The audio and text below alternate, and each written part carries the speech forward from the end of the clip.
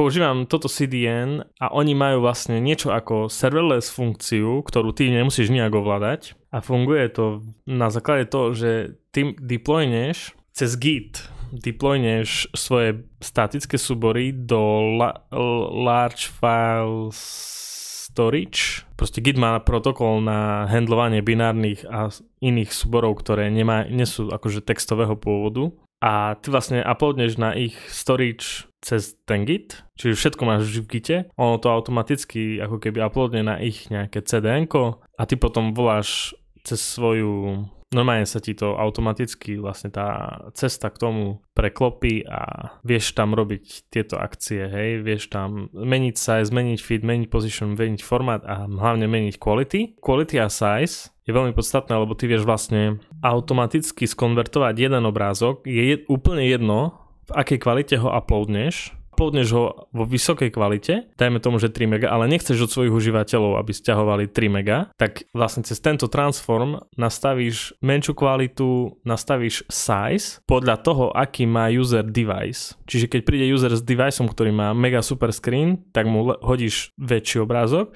a keď príde user, čo má shitty screen, nebudeš mu dávať dobrý obrázok, ktorý aj tak ten device bude musieť skomprimovať na menší, čiže mu dodáš menej kvalitný obrázok s tým, že mu ho načíta oveľa rýchlejšie. Čiže viac menej, keď neviem, či si robil niekedy thumbnaily, akože keď sa robili klasické thumbnaily, tak vždy, keď sa uploadoval obrázok, tak sa v ten moment ten obrázok komprimoval na thumbnail a na nejaké preview a nejaký originál, hej. A s týmto máš iba originál a pri dopite na ten obrázok sa vytvorí daný akože wanted resolution a ten sa potom cache. Čiže každý ďalší user, ktorý príde a snaží sa načítať ten obrázok, už hitne cacheku. Čiže sa vôbec nemusím starať ako keby o to, že dáš niekomu CMS-ko a budeš mu musieť vysvetľovať, že nenahrávajte tam 4-megové obrázky, lebo keď tam nahráte 4-megový obrázok, tak to bude dlho načítavať.